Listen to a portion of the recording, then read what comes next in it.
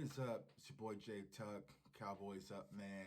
And I just want to chime in real quick, man. So we just wrapped up the pro days. Cowboys fam, I gotta say this. Yep, the fun is over. The fun is over. I don't think there's no chance in hell that Kyle Pitts lands to a spot where the Dallas Cowboys can take him at the 10 spot. It's over, man. He just measured insane at his pro day. 6'5", historically long wingspan. Catch radius was off the charts, 33-inch vertical, ran a 4.4 40. I mean, it's over. It's over. It's over for him, and it's also over for the idea of Jamar Chase. Like, that's not going to happen. It would take a miracle. It'll take a bigger miracle than what it took when we got CeeDee Lamb in order for Kyle Pitts to fall to 10. So if we're going to move up, which I don't think the Cowboys will do, I think we're going to stay packed at 10, because you think about the teams such as Atlanta, they're going to be in the quarterback market. I doubt the Dolphins are going to trade back. The Falcons aren't going to trade back. The Panthers aren't going to trade back.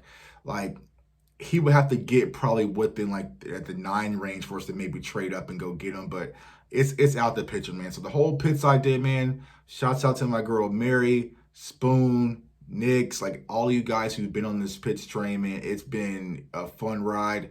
But it's time to, clean up, put your cups in the trash, put your plates in the trash, man, and all exit out of ordinary fashion. Because it's over, man. There's no chance this kid's going to fall to his 10, man. He just brings too much to the table. And even if these teams already have a tight end in place, I know like kind of mentioned like Detroit already has a tight end, and like they're going to bring this guy in because he's that much of a weapon, which we've been trying to explain on this channel so frequently, man, when it comes to this kid, man. So I'm just, at this point, y'all, I'm really just ecstatic and excited that he's not going to Philadelphia. That was one of my biggest concerns, that he was actually going to Philly at that 6th spot. Him or Chase, like they were going to be sitting there staring the Eagles right in the face, either or. And now since they kind of moved to the 12th spot, it's going to be more of a Jalen Waddle situation, which I'm perfectly okay with, as long as it's not Pitts or Chase. So what does that really mean, Cowboys Nation? If I had to put my money on it, which you can, if you do things in Vegas, right? I would think Surtain will be the pick for the Dallas Cowboys. Now, the only thing that can really help us out is that someone was to reach on Surtain and take him top 10. And that will leave a few different options on the plate, but at this point, I don't think that's going to be the case. So I feel like Surtain is going to be the pick for the Dallas Cowboys, so you might as well get ready to welcome him in, pair him with Trayvon Diggs as we try to figure this thing out, unless the Dallas Cowboys throw us a huge, massive curveball. And I'll tell you this, if it's not Pitts, Chase, Slater, Penny Sewell, or even, like I know Jeremiah Owusu just had his pro day, and he actually got his weight up a little bit. I know that's one of the huge concerns, which is about his overall weight. I think he came in like at 221, but still, and the Cowboys were to go a different route, let's say like an edge rusher. Yeah, I think we all would be frustrated, man. So I feel like Surtain right now, he's going to be the pick. He's going to be the safe conservative pick, which I'm okay with. Like, it is what it is. Once these players come in house and they put on the star and they rep the star, they're one of my favorite guys until they prove themselves otherwise. So, I feel like Surtain is going to be the pick. Pitts is out, man. Chase is out. But we have seen a lot of craziness happen on draft day. I mean, possibly a Mac Jones, was to slide in there like we're kind of hearing rumors about that could throw things off.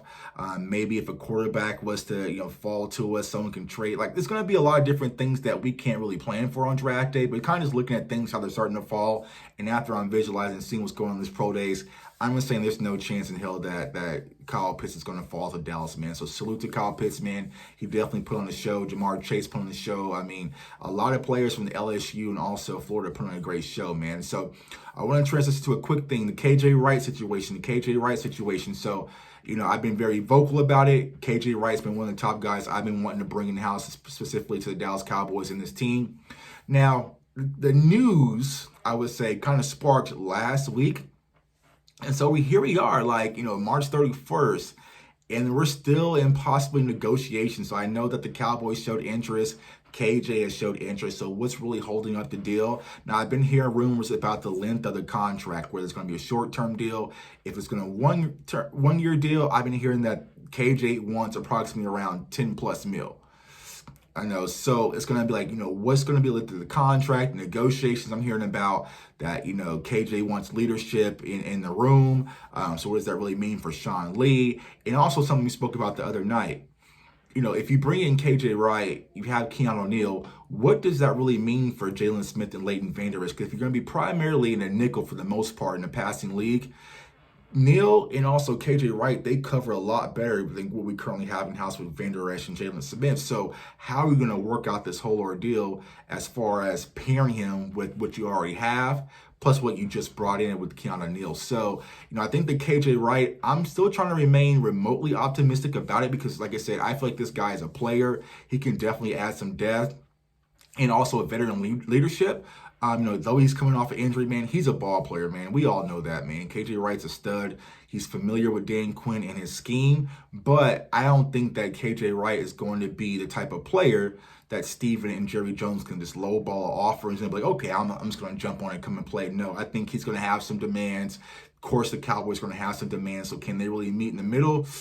As Cowboys fans, we tend to know how that typically goes when the contracts, especially with Stephen Jones, because think about it when it comes to the KZ situation. He met with the Cowboys, him and Malik Hooker, and pretty much shortly after, KZ was the guy he was signed. So there was a deal pretty much done that day.